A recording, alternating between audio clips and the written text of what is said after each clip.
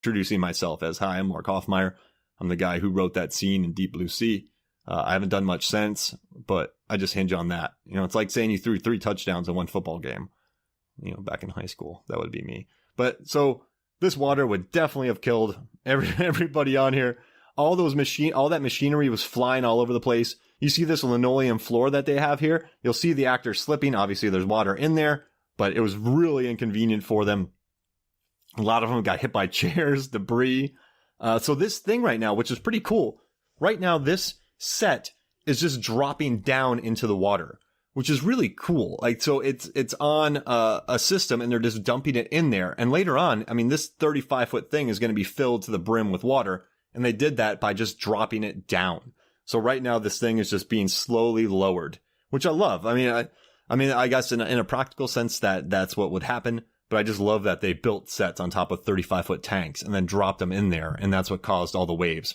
So these actors right now, they were really unhappy. Oh, see, slips. I guess, you know what? If we're doing a drinking game, just take a drink every time Thomas Jane falls.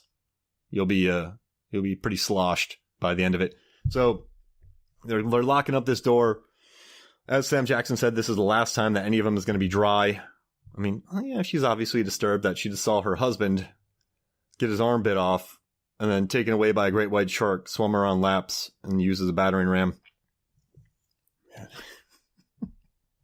So that shark, so what I established was the shark swam through the middle, then circled the Aquatica and its prey until it got comfortable enough to send Skarsgård into oblivion. The total estimated distance is 1.09 miles, and total time spent traveling untethered from the helicopter is 110 seconds. The shark swam at an average of 35.6 miles per hour, which led me to believe the shark started slow, then built up to a much faster speed to accrue the 35.6 mile an hour average. The fastest shark on the planet can swim top speeds of 40 to 55 miles for short distances. Therefore, I'm guessing the shark swam slower laps until it got everything just right and exploded to 60 miles per hour.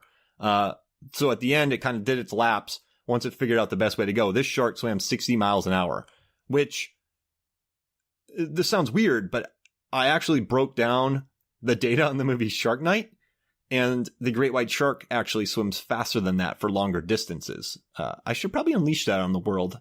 It's another jet ski action scene moment. But yeah, so I guess in the race for the fastest sharks of cinema, it comes down to Deep Blue Sea and Shark Night. A lot of people think the shark in Jaws: The Revenge swam really quickly, but I broke down all the math on that too, and it made the journey at like a pace of about 17, 18 miles, which is really hard to keep up for a shark and would never happen. But when compared to Deep Blue Sea and Shark Night, it makes sense. So if you're out there complaining about Jaws: of Revenge, there's a lot more to complain about than its journey from, where were they at? Amityville to the Bahamas. I mean, it kind of makes sense. I also have a theory that the shark is a private detective in Jaws: of Revenge, and it's not very good at killing, and it always gets foiled. So it's kind of an incompetent shark, so it's not used to killing, but that's beside the part. So, I don't know. Yeah, LL Cool J right here. The shark, that bird actually swims the right way, or flies the right way. He's going up to check, and soon he is going to get hit by water, which the sharks caused, and which I kind of love. LL's good in this movie. I'll tell you, in a theater, during the big action scenes, everybody in the theater was just yelling, "Go LL." I mean, you had about 300 people in a packed theater just yelling, "Go LL." So I'd always sneak into the movie during certain scenes, just kind of hear the audiences. That looks like a lot of fun, actually, sliding down that thing. I mean, look at all that water being poured in there. I mean, whoever stuntman that was, he actually did all that. All right, so now that I've told you about that shark swam about 1.09 miles, 1.12, something about that.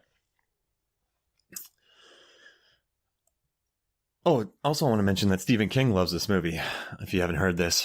I know there's a lot going on right now, but Stephen King said, "My first trip after being smacked by a van and almost killed was to the movies." He went to go see Deep Blue Sea. He's like, "I went in my wheelchair and I loved every minute of it." So Stephen King is a fan of this movie, people. Can't be that bad, right? Where are we at? So right now, he just slipped again. drink. I don't know if you got water or coffee, just do that too. So I loved that Harlan kind of broke down. If you get a chance, and if you are a fan of this movie, I'm talking about a lot of the highlights, but I do love that Harlan talked about production, and that's kind of what I listen to these commentaries for. And if you listen to our Resident Evil podcast, I really like what Paul Anderson did with his commentaries. I mean, there's a great view of the thing. He just really broke down the films, and he did it with respect to people. But then you listen to other commentaries and they're just like, why are we doing this? Everyone listening, if you're listening, you're you got nothing better to do. But I want you guys to tell you, I have nothing better to do because I'm recording a Deep Blue Sea DVD commentary right now. But it's still great. So this is one of my favorite scenes in the movie. We actually did a podcast about this. We talked about kitchen fights in movies, which, I mean, I kind of love. You can just call LL Cool J Fat Butt. But what I love about this scene, really great crane shot right there, is the way that they just set this up. I love this kitchen fight. I think it's pretty ingenious how it's filmed. Also, you get the first shark being killed, which is actually not exactly, but the shark blows up, much like the shark from Jaws 1. Actually, the shark deaths in this movie on purpose mimic the shark deaths in the Jaws franchise. So in the first Jaws, the shark gets exploded. In the second Jaws, the shark gets electrocuted, which happens in this movies. And then in the third and fourth Jaws movies, the sharks explode, which is really random because in Jaws: The Revenge, the shark gets stabbed by a boat and then it blows up because I guess Mario Van Peebles put something in it, which is pretty crazy. But now I love that Sam Jackson, he's just starting to catch on that he's like, they aren't breaking down doors for the sheer joy of it. And Thomas Jane's like, yeah, we don't know what they're doing yet, but I don't know. I just love that these are some smart sharks. And I love that Sam Jackson right now, he goes, what the hell did you do to these sharks? So it turns out their brains weren't large enough, as she explains right now. So they couldn't get enough things. So they violated the Harvard Compact. Well, yeah, no shit. So, geez Louise. The sharks got smarter. Oh my gosh. I love it. I mean, like, these sharks got so smart that they can understand English. And, well, how can you understand? Oh, how do they know what cameras are? That's what gets me. Man, was she reading to him? She might, you know what? Maybe she just hung out with him. Maybe they observed. I don't know. But I kind of like it. She's thinking to herself, I made these things smarter. I broke the Harvard deal. But, she saw her father die from Alzheimer's. So she's like, I want to save thousands. That's why I did this. Convoluted thinking. But now everyone's realizing that they got hoodwinked by Saffron Burrows. And that they were you. Oh, poor TJ just said that you used me. If you guys ever watch The Expanse, he's really good on that. Oh, so Thomas Jane was hired because he was a criminal. And he was just thankful for the job, so he wouldn't ask too many questions. Man, Saffron Burrows.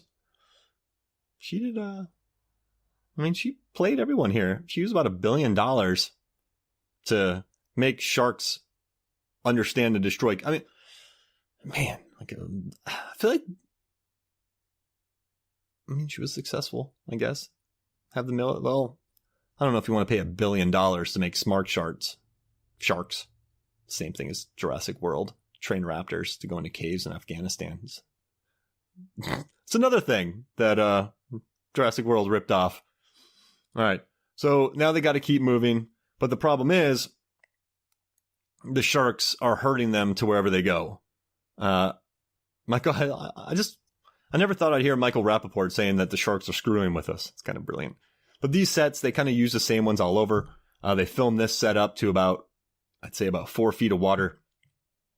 I mean, this is a tough job filming in water. Just the electricity, how you're filming. I mean, you do something wrong, you're going to get lit up with electricity. So they really did that. Here comes the shark. This shark, I really feel like these sharks get bigger and smaller in size throughout the movie because now it's just going through the hallway. I don't know. It looks to be like 8 feet right now. Yeah. So the shark's coming through. Maybe it's trying to herd him into something. I don't know. Maybe it's hungry. I mean, yeah, this is an interesting scene. So he finds him, and we go into the kitchen fight. I love this scene. I love the frying pan. I used to go into the theater during this moment when he picks up the frying pan. I always knew when to go in. And whenever he picked up the frying pan, everybody in the audience would just laugh. The fact that, what was that movie with, I think it's one of the Hobbit movies. No, Brave. What movie is it? Oh, probably The Hobbit. Yeah, the Hobbit movies, where Samwise uses a pan to wipe out orcs. Also, the Hobbits are really great at throwing rocks. Watch these movies again, and they can hit orcs in the head and make those orcs fly up in the air. I mean, how much power are behind these rocks that they're throwing? I mean, these hobbits got some, like the Nolan Ryan of hobbits. Maybe that's what their skills are. But so right now we have the kitchen fight. We're hoping LL Cool J uses the frying pan on the shark, which would be very Dinosaurs-esque. I would love that. Well, so they go into this hallway here. They realize that they can't get out. Everything's busted. But this is going to lead to a great scene coming up here pretty soon. Let's see. What else do I have in my notes?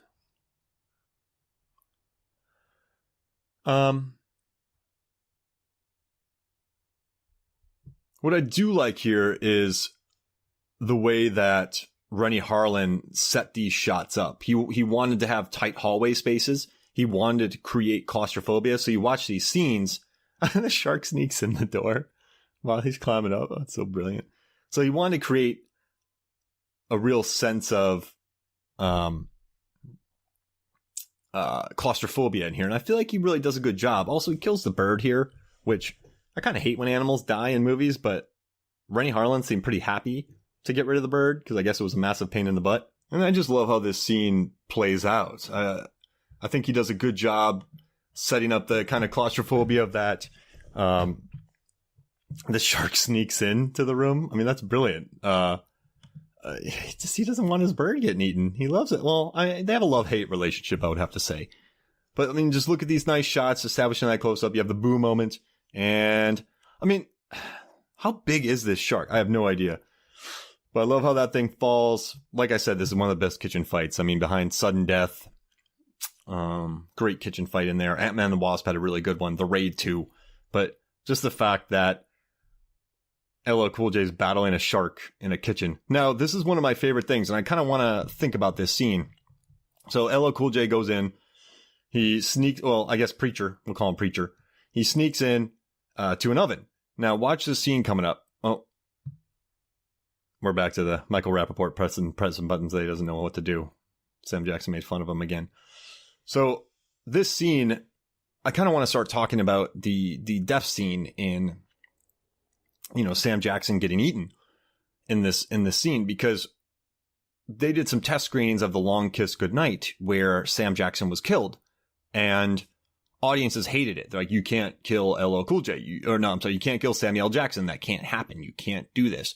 So when they made this movie, Sam Jackson and Renny decided, hey, let's get me eaten. No one's going to see that coming. No one's going to, in Psycho, no one sees that coming. These deaths that occur that you have no idea what's going to happen. And this speech, a lot of people, so we'll go back here. I'll go back to it in a little bit. So we're back at the kitchen fight. Now, check this out. The shark is about to turn on the oven. The shark turns on the oven with its snout. Sam Jackson asked, did the shark do this on purpose? I mean, that's a good question. Did the shark turn on the oven?